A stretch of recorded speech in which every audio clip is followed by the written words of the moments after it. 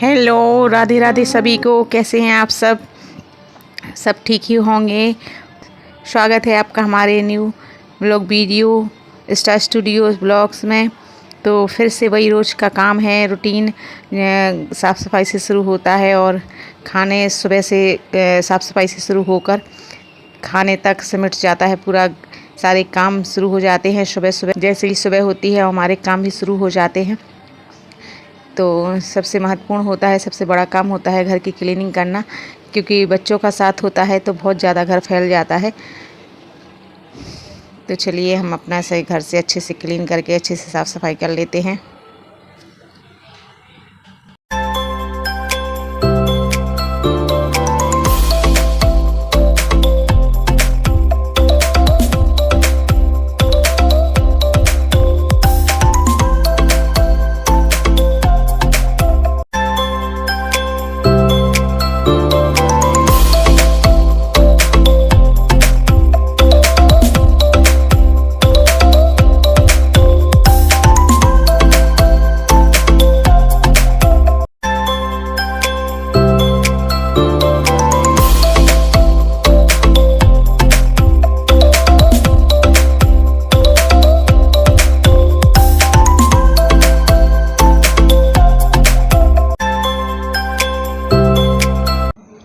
साफ़ सफाई के बाद अब मैं आ गई हूँ ऊपर छत पर पौधों में पानी देने के लिए, क्योंकि गर्मी बहुत है तो पौधों में पानी देना भी बहुत ज़रूरी होता है। और सुबह शाम पानी देना होता है, क्योंकि छत पर पौधे रखे हुए हैं तो बहुत जल्दी सूखने लगते हैं गर्मी की वजह से।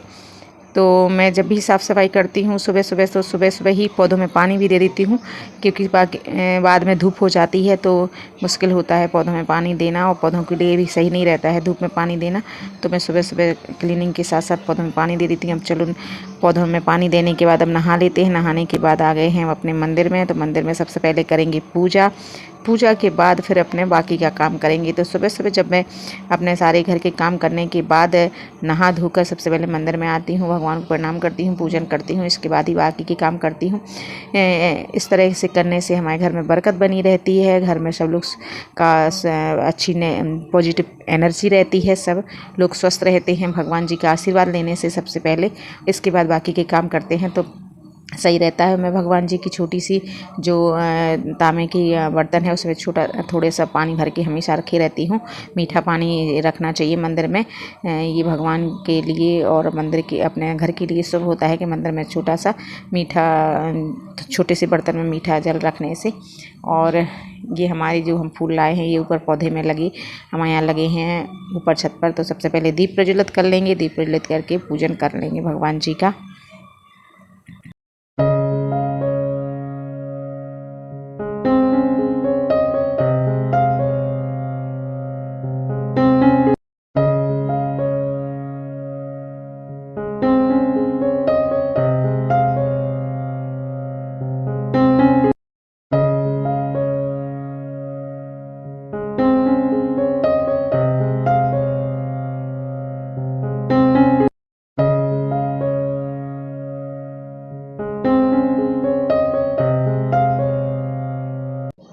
चलो सबको तिलक हो गया हो। ये तुलसी की मंजरी है जो भोलेनाथ को अर्पण करना चाहिए, करने से भोलेनाथ प्रसन्न होते हैं, क्योंकि तुलसी दल नहीं चढ़ता है लेकिन तुलसी का जो मंजरी होती है वो भोलेनाथ को चढ़ती है। तो मैं तुलसी विष्णु भगवान को अर्पण करती हूँ और तुलसी का जो मंजरी है वो भोलेनाथ को अर्पण करती हूँ। तो बस तो पूजन के बाद आ गई हूँ मैं अपनी रसोई में। तो आज बनाने वाली हूँ कटहल।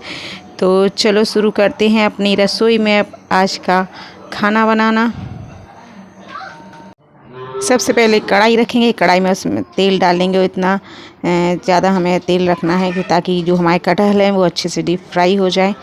तो हम अच्छा सा तेल कढ़ाई में डाल लेंगे। तेल गर्म होने के बाद हम कटहल को अच्छे से डीप फ्राई कर लेंगे। तो कि देखिए ये इस तरह से हमें कटहल को फ्राई करना है। कुछ मैंने ऐसे फ्राई करके निकाल लिए हैं, कुछ और रह गए हैं, तो वो भी मैं सारे कटहल को ऐसे डीप फ्राई कर लेंगे। इसके बाद बनाएंगे इसकी सब्ज़ी।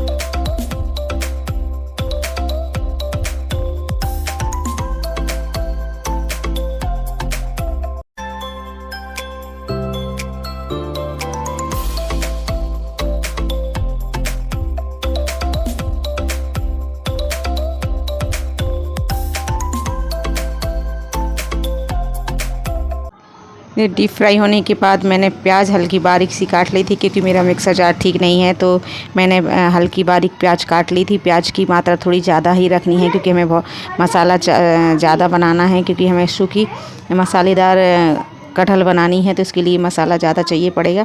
तो मैंने प्याज सेंकने के बाद उसमें मसाला डाल दिया था, और थोड़ी सी कस्तूरी मेथी थी। जब प्याज थोड़ी हल्की गुलाबी कलर की सिक जाए तो कस्तूरी मेथी डाल दी थी, और उसके बाद मसाले डालने के बाद जो मैंने फ्राई करे हुए कटहल रखे थे वो भी डाल दिए। मसालों में अच्छी तरह से हम मिला देंगे।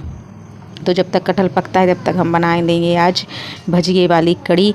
तो आज के मेन्यू में मुझे कड़ी चावल और कटहल की सब्ज़ी रोटी बनानी है, और मैंने सोच रखा था कि आज थोड़ा सा टाइम ज़रूर लगेगा, लेकिन खाना बना लेंगे, क्योंकि अभी दाल चावल बनते थे, सब्ज़ी बनती थी। तो बच्चे कहते कुछ माँ मसाले दाल बनाएं, तो इनका भी मन था कि कटहल की सब्ज़ी कुछ मसाले दाल खाने का मन कर रहा, तो कटहल लाए थे, तो मैंने कहा ठीक है मैं बना दूँगी। तो ये मैंने दही रखा था, दही को अच्छे से फेंट लेंगे। फेंटने के बाद उसमें बढ़िया थोड़ा सा पानी डाल के अच्छे से दही को फेंट लिया है, क्योंकि ज़्यादा खट्टा नहीं था, तो ज़्यादा खट्टे की कड़ी तो अच्छी नहीं लगती है, तो हल्का सा ही खट्टा है नॉर्मल। तो ये हमारे पक रहे थे इस तरफ कटहल, तो ये कड़ी मैंने छौंक दी थी।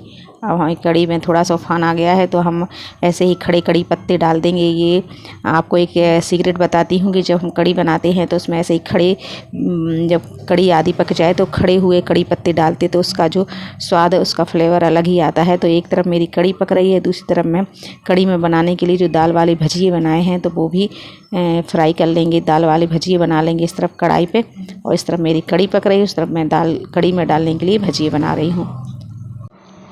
तो इधर भजिए बन गए हैं और इधर कड़ी पक रही है। इतने में बच्चे आ गए हैं, कहने लगे माँ खाना बन गया। मैं गर्मी में सुबह से खाना बना रही हूँ, तो मुझे भी गुस्सा आ रहा था कि सुबह से गर्मी में इन्हीं लोगों के पीछे जल्दी बना रही हूँ कि ये लोग आएंगे तो खाना कंप्लीट हो जाए। तो चलो कड़ी भी पक गई है और भजिए भी मैंने डाल दिए हैं। पकती हुई कड़ी में भजिए डाल दी हैं ताकि अच्छे से गल जाएँ। चलो तो कड़ी पक गई है, और बाकी के भजिए हैं जो बाकी के बचे थे वो भी निकाल के कड़ी में डाल देते। अच्छी भजिए वाली कड़ी बन जाएगी, टेस्टी। आहा, खुशबू भी इतनी प्यारी आ रही है कि खाने का मन कर रहा है। लेकिन पहले इस साइड में एक चूल्हे पे कड़ी रख दूँगी, दूसरे चूल्हे पे रोटियां जल्दी सेंक लेती हूँ कि बच्चे आ गए हैं तो भूखे भी हैं, तो जल्दी से उनके लिए रोटियां सेंक लेते हैं। और दाल वो चावल बन चुके हैं, कटहल भी बन चुका है, बस रोटियां गरम गरम सेंकनी हैं और बच्चों को देते हैं खाना फिर।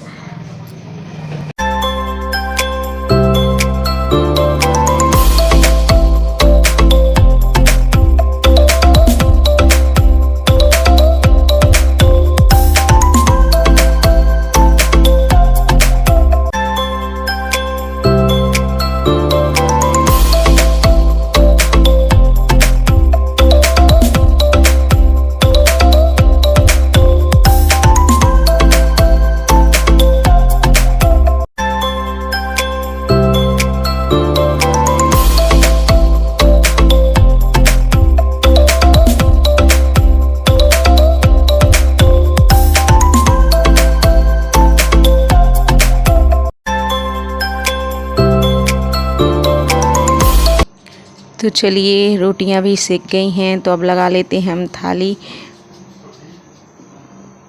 तो सभी को खाना खिला देते हैं। गरम गरम खाना भी बन गया है, तो सभी लोग खाने के लिए तैयार भी हैं।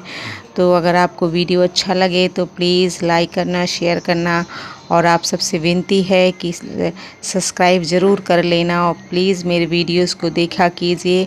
और बड़ी मेहनत से वीडियोस बनते हैं, तो आप सबसे विनती है कि आप प्लीज़ वीडियोस को देखा कीजिए और लाइक शेयर किया कीजिए।